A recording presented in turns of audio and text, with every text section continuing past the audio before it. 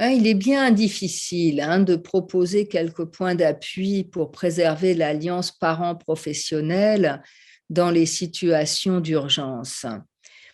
Je dois dire que c'est bien difficile parce que parfois, nous aurions bien envie de ne pas faire alliance. Il faut quand même aussi ne pas tenir de langue de bois. Nous ne faisons pas la charité, comme disait Lacan.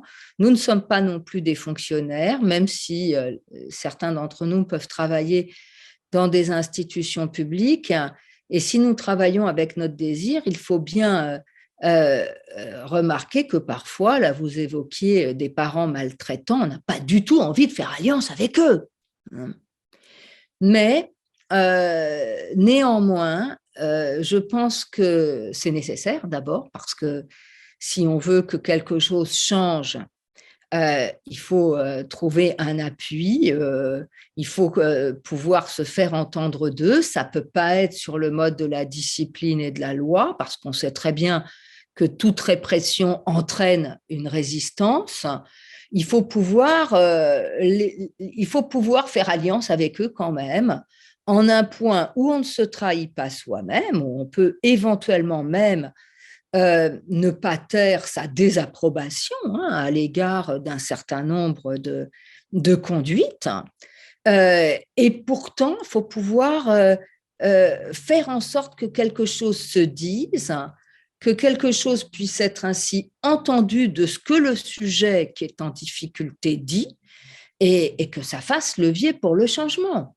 Donc, il faut bien s'allier, effectivement, mais cette alliance, elle ne doit pas nous conduire aussi à renoncer au cadre. C'est-à-dire, ce n'est pas une alliance qui doit se faire sur un mode pervers, si je puis dire, au sens où deux à deux, et puis je suis en empathie, je vous trouve des excuses, etc.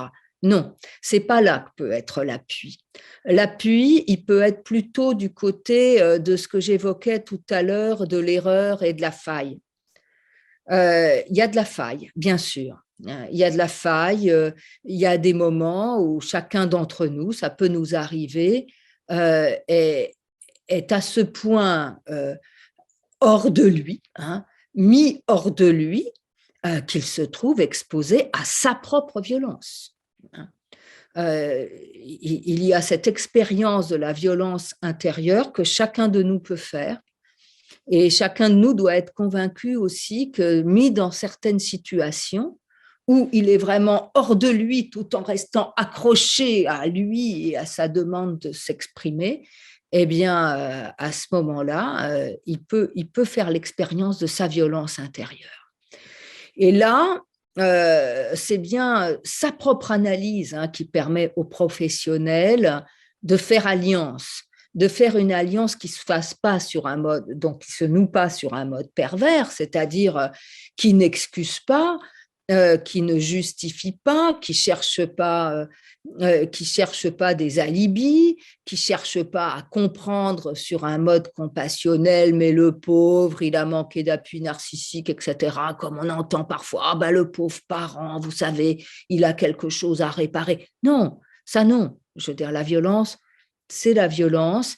Il y a à recadrer, mais il y a à savoir dans quelles conditions la violence explose, le savoir par son expérience personnelle pour pouvoir faire à quelqu'un le chemin qu'il fera seul, avec nous pour le border, mais qui fera seul, le chemin qui le mène à une pacification intérieure qui permette que le recours à la violence, à l'acte violent, ne soit plus nécessaire.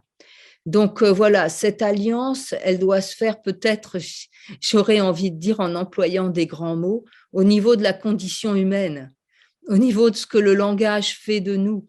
C'est-à-dire il y a des mots, il y a des phrases, il y a des discours qui peuvent nous faire voir rouge, tous autant que nous sommes, que nous avons à le savoir, à le baliser pour éviter le passage à l'acte autant que faire se peut, et à savoir ce qui se joue pour nous intimement dans ces mots qui sont différents pour chacun de nous, mais qui nous font déraper.